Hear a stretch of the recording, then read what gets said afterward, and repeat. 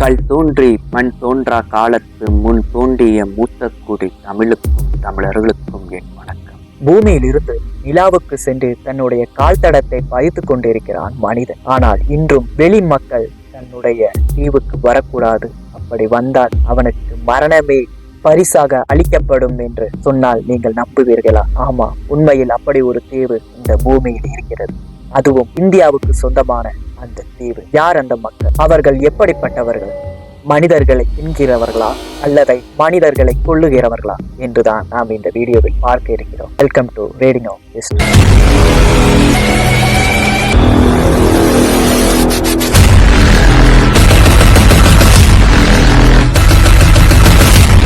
வடக்கு சென்டினல் தீவு அந்தமான் தீவுகளில் ஒன்றாகும். இது வங்காள விரிகுடாவில் உள்ள ஒரு இந்திய தீவு கூட்டமாகும். இதில் தெற்கு சென்டினல் தீவும் அடங்கும்.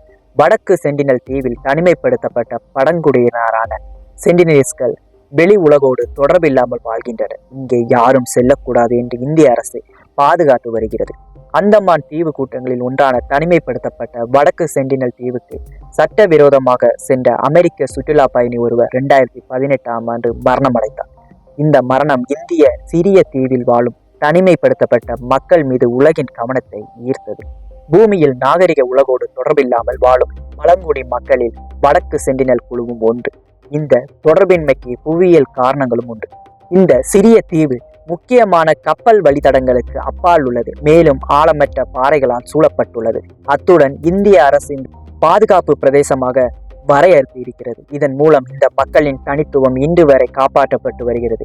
அதே நேரம் கடந்த 200 ஆண்டுகளில் இத்தீவிற்கு வெளியாட்கள் சென்றிருந்தாலும் சந்திப்பு மோசமாகவே அமைந்திருக்கிறது. 2001ஆம் ஆண்டு மக்கள் தொகை கணக்கெடுப்பின் படியும் இந்த தீவில் எத்தனை பேர் வாழ முடியும் என்ற வானுடையாளர்களின் மதிப்பீடுகளின் அடிப்படையிலும் வடக்கு சென்டினல் தீவில் 80 முதல் 150 பேர் வரை இருக்கலாம் என்று நம்பப்படுகிறது. அதே நேரம் இந்த எண்ணிக்கை அதிகபட்சமாக 500 முதல் குறைந்தபட்சமாக 15 வரை இருக்கலாம் என்றும் கணிக்கப்பட்டு வருகிறது. இந்தியாவின் வங்காள விரிகுடாவில் உள்ள அந்தமான் தீவுகளில் உள்ள பிற பழங்குடியினருடன் சென்டினல்ஸ்கள் மக்கள் மானுடவியல் ரீதியாக தொடர்புடையவர்கள் என்றாலும் ஓங்கே மற்றும் ஜாரவா போன்ற பிற அந்தமான் பழங்குடி குழுக்களால் கூட புரிந்து கொள்ள முடியாத அளவுக்கு அவர்கள் நீண்ட காலமாக தனித்து வாழ்கின்றனர். இவர்களது மொழியை யாரும் புரிந்து கொள்ள முடியாது. 1967இல் சென்டினல்ஸின் கிராமத்திற்கு ஒரு முறை சென்றதன் அடிப்படையில் அவர்கள் சாய்ந்த கூரையுடன் கூடிய சிறிய குடிசைகளில் வாழ்கிறார்கள் என்பதை பண்டிட் தலைமையிலான குழு தெரிவித்தது. குடிசை முற்றத்தில் நெருப்புடன் இந்த குடிசைகள் ஒன்றுக்கொன்று எதிரெதிராக இருக்கும் வண்ணம் கட்டப்பட்டிருந்தது. சென்டினல்ஸில் மக்கள் தட்டையான மரத்துப்பை இயக்கி செலுத்தக்கூடிய கனமற்ற சிறிய படகுகளை பயன்படுத்துகிறார்கள். அந்த படகில் இருந்து மீன்கள் மற்றும் நண்டுகளை பிடிக்கிறார்கள். பொதுவில் அவர்கள் வேட்டையாடுபவர்கள் எனலாம்.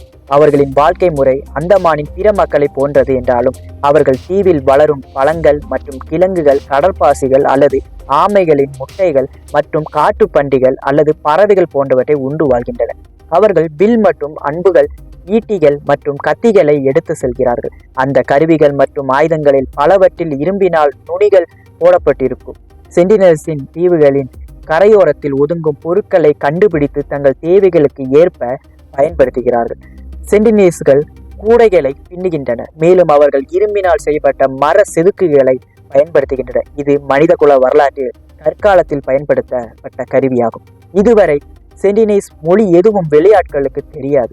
வடக்கு சென்டினல் தீவுக்கு வெளியே உள்ள யாருக்கும் உண்மையில் சென்டினல்ஸ்கள் தங்களுக்குள் எப்படி அழைத்துக் கொள்கிறார்கள் என்பதும் தெரியாது.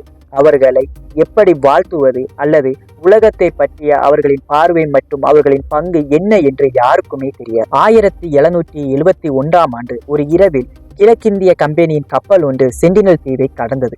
அப்போது கரையில் மின்னொலிகள் மின்னுவதை கண்டது. ஆனால் கப்பல் ஒரு ஹைட்ரோகிராபிக் ஆய்வு பணியில் இருந்ததால் அத்தீவில் நிற்கவில்லை. ஹைட்ரோகிராபிக் சர்வே என்பது கடல் வழி செலுத்தல், கடல் கட்டுமானம், அகழ்வாராய்ச்சி, கடல் எண்ணெய் ஆய்வு, ஓர் கடற்கரை எண்ணெய் தோண்டுதல் மற்றும் தொடர்புடைய செயல்பாடுகளை பற்றிய அறிவியல் ஆகும். எனவே சென்டினலீஸ் மக்கள் ஒரு நூற்றாண்டு வரை வெளியுலக தொந்தரவு இல்லாமல் இருந்தார்கள். இதன் பிறகு நினிவே என்று அழைக்கப்படும் ஒரு இந்திய வணிக கப்பல் இத்தீவின் அருகே பாறையில் மோதி விபத்துக்குள்ளானது. கப்பலில் இருந்த 86 பயணிகளும் 20 பணியாளர்களும் கடலில் நீந்தி வடக்கு சென்டினலிஸ் கடற்படைக்கு சென்றனர். அவர்கள் தீவில் 3 நாட்கள் தங்கியிருந்தனர். அப்போது சென்டினலிஸ் மக்கள் கரைக்கு வந்தவர்களை வில் அம்பு கொண்டு தாக்கினர். நினிவே கப்பலை சார்ந்தவர்களும் பதிலுக்கு கற்கள் கம்புகளை கொண்டு தாக்கினர். மேலும் கப்பல் விபத்தில் தப்பிப்பவர்களை மீட்பதற்காக ராயல் கடற்படை கப்பல் வரும் வரை இரு தரப்பினரும் மோதிக்கொண்டுதான் இருந்தனர். இதை ஒட்டிதான் பிரிட்டிஷ் இந்தியாவின் காலனித்துவ பகுதியாக சென்டினல் தீவை அறிவிக்க ஆங்கிலேயர்கள் முடிவு செய்தனர். இது 1880ஆம் ஆண்டில் மாரிஸ் பிடல் போர்ட்மேன் என்ற இளம் ராயல் கடற்படை அதிகாரி அந்தமான் மற்றும் நிக்கோபாருக்கு பொறுப்பேற்றார். போர்ட்மேன் தன்னை ஒரு மானுடவியலாக கருதினார். மேலும் 1880இல் அவர் வடக்கு சென்டினல் தீவில் கடற்படை அதிகாரிகள் அந்தமான் தீவில் உள்ள தண்டனை காலனியை சேர்ந்த குற்றவாளிகள் மற்றும் அந்தமானின் வளைகாட்டிகள் அடங்கிய ஒரு பெரிய குழுவுடன் தரையிறங்கினர். அப்போது அவர்கள் அவசரமாக கைவிடப்பட்ட கிராமங்களை மட்டுமே கண்டுபிடித்தனர். ஊடுருவல்காரர்கள் வருவதை கண்ட மக்கள் மேலும் உள்நாட்டில் மறைந்திருக்கும் இடங்களுக்கு தப்பி சென்றதாக தெரிகிறது. ஆனால் ஒரு வயதான தம்பதியினரும் 4 குழந்தைகளும் மட்டும் தப்பி செல்லும் முயற்சியில் தோல்வியுற்று தங்கியிருந்தனர். போர்ட்மேனும் அவரது தேடுதல் குழுவினரும் அவர்களை பிடித்து அந்தமான் காலனித்துவ தலைநகரான போர்ட் பிளேயருக்கு கொண்டு சென்றனர். இவ்வாறு கொண்டு வரப்பட்ட 6 சென்டினலிஸ் மக்களும் கடுமையாக நோய்வாய்ப்பட்டனர். மேலும் வயதான அந்த தம்பதியினர் போர்ட் பிளேயரில் இறந்தனர்.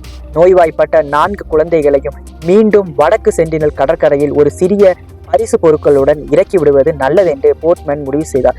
குழந்தைகள் தங்கள் நோயை மற்ற மக்களுக்கு பரப்பினார்களா அல்லது அதன் தாக்கம் என்னவாக இருந்திருக்கும் என்பது தெரியவில்லை. 1896ஆம் ஆண்டில் தப்பி ஓடிய ஒரு குற்றவாளி அந்தமான் தீவு தண்டனை காலனியில் இருந்து ஒரு தற்காலிக படகில் தப்பி செல்ல முயன்றார். அவர் வடக்கு சென்டினல் தீவில் கரை ஒதுங்கினார். ஒரு தேடுதல் குழுவினர் சில நாட்களுக்கு பிறகு அவரது தொண்டை வெட்டப்பட்ட நிலையில் அம்பு காயங்கள் நிறைந்த அவரது உடலின் எச்சங்களை கண்டுபிடித்தனர். இதன் பிறகு ஆங்கிலேயர்கள் புத்திசாலித்தனமாக சென்டினலிஸ்களை அமைதியுடன் விட்டுவிட முடிவு செய்தனர். நினிவே சம்பவத்திற்கு 100 ஆண்டுகளுக்கு பிறகு இந்திய அரசாங்கத்தின் கீழ் பணிபுரியும் திரிலோக்நாத் பண்டிட் தலைமையிலான வானுடவியலாளர்கள் குழு வடக்கு சென்டினல் தீவில் தரையிறங்கியது. போர்ட்மேனை போலவே அவர்களும் அவசரமாக கைவிடப்பட்ட குடிசைகளை மட்டுமே கண்டுபிடித்தனர். பண்டிட் மற்றும் அவரது குழுவினர் துணி, மிட்டாய் மற்றும் பிளாஸ்டிக் வாளிகள் முதலான பரிசுகளை விட்டு சென்றனர். இதற்கிடையில் 1947 இந்தியா சுதந்திரம் பெற்றதிலிருந்து வடக்கு சென்டினல் தீவு சட்டபூர்வமாக ஒரு குழப்ப நிலையில் இருந்தது. 1970 தனிமைப்படுத்தப்பட்ட இந்த சிறிய தீவுக்கு இந்தியா உரிமை கோரியது. மேலும் ஒரு கணக்கெடுப்பு கல்பலகையை கடற்பக்கரையில் பதித்தது. இதற்கு சென்டினலிஸ் மக்களிடமிருந்து எந்த பதிலும் இல்லை. பண்டிட்டும் அவரது சகாக்களும் சென்டினலிஸ்களை தொடர்பு கொள்ள முயன்றனர். கடற்கரையில் தேங்காய் மற்றும் பிற பரிசுகளை கீழே இறக்கி அவசரமாக பின்வாங்கினார்கள். சென்டினலிஸ்கள் பரிசு பொருட்களில் இருந்த உயிருள்ள பன்றிகளை பொருட்படுத்தவில்லை. அவர்கள் ஈட்டியை எரிந்து பின்னர் மணலில் பன்றிகளை புதைத்தனர். பிளாஸ்டிக் பொம்மைகளையும் அவ்வாறே புதைத்தனர். ஆனால் அவர்கள் உலோக பானைகள் மற்றும் சட்டிகளால் அவர்கள் மகிழ்ச்சி அடைந்ததாக தோன்றியது. மேலும் அவர்கள் தீவில் வளராத தேங்காய்களை மிகவும் விரும்பினர். இத்தகைய வெளியுலக வருகைகள் 1981 வரை அப்போது இருந்தது. 1974 ஒரு நேஷனல் ஜியோகிராபிக் படக்குழுவினர் தீவுக்கு அருகே வந்தனர். குழுவின் இயக்குனர் தொடையில் சென்டினலிஸ்களால் ஏவப்பட்ட அம்பு ஒன்று பாய்ந்தது. நாடு கடத்தப்பட்ட பெல்ஜியத்தின் 3ஆம் லியோபோல்ட் மன்னன் 1975 ஒரு படகு பயணத்தில் தீவுக்கு அருகில் சென்றார். அப்போதும் சென்டினலிஸ் அவரை அம்புகளால் எச்சரித்தனர். 1981ஆம் ஆண்டில் பிரிம்ரோஸ் என்று அழைக்கப்படும் ஒரு சரக்கு கப்பலின் 28 பேர் கொண்ட அவரது குழுவினர் தீவின் அருகே விபத்தினால் மாட்டிக்கொண்டனர். ஆனால் இந்த முறை மாலுமிகள் ஹெலிகாப்டர் மூலம் மீட்கப்பட்டனர். பின்னர் தீவுக்கு வந்த பார்வையாளர்கள் சென்டினலிஸ்கள் தங்கள் கருவிகள் மற்றும் ஆயுதங்களுக்காக கப்பலில் இருந்து உலோகத்தை கைப்பற்றியதாக தெரிகிறது என்று கூறுகிறார்கள். அதே ஆண்டில் பண்டிட்டும் அவரது குழுவினரும் தங்கள் முயற்சிகளை முடுக்கிவிட்டார்கள். மாதம் ஒரு முறை தீவில் இறங்கினார்கள். 10 ஆண்டுகளுக்கு பிறகு பண்டிட் ஓய்வு பெறுவதற்கு 1 வருடம் முன்பு அந்த ஒழுங்குமுறையும் விடாமுயற்சியும் பலனளித்தன. 1991ஆம் ஆண்டின் முற்பகுதியில் ஒரு நாள் தீவுவாசிகள் குழு ஒன்று ஆயுதங்கள் எதுவுமின்றி வெறும் நெய்யப்பட்ட கூடைகள் மற்றும் தேங்காய்களை வெட்டுவதற்கு பயன்படுத்திய கருவிகளை பெறுவதற்காக கடற்கரைக்கு வந்தனர். அப்போது முன்னை போதையும் விட வெளியாட்களுடன் நெருங்கி பழகினார்கள். அந்த நாளின் பிற்பகுதியில் மானுடவியாளர்கள் திரும்பி வந்தபோது கடற்கரையில் 2 டஜன் சென்டினேசி மக்கள் நிற்பதை கண்டனர். அப்போது ஒரு சுவாரஸ்யமான காட்சி அரங்கேறியது. வந்தவர்களை குறிவைக்க ஒரு ஆண் தன் வில்லை உயர்த்தினான். ஒரு பெண் வில்லை கீழே தள்ளினான். அதற்கு அந்த மனிதன் வில்லையும் அம்பையும் கைவிட்டு மணலில் புதைந்தான். இது பேச்சுவார்த்தை அம்சமாக அல்லது சடங்கு நிகழ்ச்சியா என்பதை இன்னும் தெளிவாக தெரியவில்லை. ஆனால் ஆயுதங்கள் அகற்றப்பட்டவுடன் மக்கள் தங்கள் தேங்காய்களை சேகரிக்க பார்வையாளர்களின் படகுகளுக்கு விரைந்தனர். ஆனால் சென்டினீஸ் விருந்தோம்பல் அதன் வரம்புகளை கொண்டிருந்தது. மற்றொரு விஜயத்தில் சில வாரங்களுக்கு பிறகு ஒரு சென்டினஸ் நபர் விருந்தினர்களின் வெளியேற வேண்டிய நேரம் என்று பண்பாட்டுக்கு தனது கத்தியை உருவி வெட்டும் சைகை செய்தார். நாம் அவர்களின் விருப்பத்திற்கு மதிப்பளிக்காமல் அவர்களின் எல்லைக்குள் நுழைய முயன்றாலோ அல்லது வசதிக்காக மிக அருகில் சென்றாலோ அவர்கள் நம்மை புறக்கணிப்பார்கள். அவர்கள் கடைசி முயற்சியாக அம்புகளை எய்வார்கள் என்று பண்டிட் இந்தியன் எக்ஸ்பிரஸ் நாளிதழிடம் கூறினார். தீவு வாசிகளுக்கும் மானுடவியாளர்களுக்கும் இடையிலான மெல்லிய நட்பு தேங்காய் கையூட்டுகளுக்கு அப்பால் நகரவில்லை. சென்டினீசுகள் பதிலுக்கு பரிசுகளை வழங்கவில்லை மற்றும் பார்வையாளர்களை தங்குவதற்கு அல்லது உள்நாட்டிற்கு அழைத்து செல்ல அழைக்கவில்லை. மேலும் இரு தரப்பிலும் உண்மையில் எப்படி மற்றவருடன் பேசுவது என்று கற்றுக்கொள்ளவில்லை. இறுதியில் இந்திய அரசாங்கம் 1996 மானுடவியாளர்களின் வருகையை நிறுத்தியது. 2004 சுனாமிக்கு பிறகு இந்திய கடலோர காவல் படையின் ஹெலிகாப்டர்கள் தீவின் மீது பறந்தபோது சென்டினீஸ்கள் நல்ல நிலையில் இருப்பதை கண்டார்கள். வில் மற்றும் அம்புகளால் ஹெலிகாப்டரை தாக்க சிறிதும் தயங்கவில்லை. ஓரிரு ஆண்டுகளுக்கு பிறகு 2006 ஒரு இந்திய படகு கடையோரம் சென்றது. மேலும் சென்டினீஸ் மக்கள் படகில் வந்த மீனவர்கள் இருவரையும் கொன்று அவர்களின் எச்சங்களை புதைத்தனர். 2018 சென்டினீஸ் மக்கள் அமெரிக்க சுற்றுலா பயணி ஜான் ஆலன் சாவ் தங்கள் தீவில் காலடி எடுத்து வைத்து கடற்கரையில் நின்று பாடல்களை பாடியதை விரும்பவில்லை. அவர்கள் அவரை 2 முறை விரட்டி அடித்தனர். ஆனால் அவர் 3வது முறையாக கரைக்கு வந்தபோது அவர்கள் அவரை கொன்றதாக நம்பப்படுகிறது. 2006 2 இந்திய மீனவர்களுக்கு செய்ததை போலவே அவரது உடலையும் புதைத்து விட்டதாக தெரிகிறது. இந்திய அரசாங்கம் இப்போது சௌவின் உடலை தேடுவதை நிறுத்தியுள்ளது.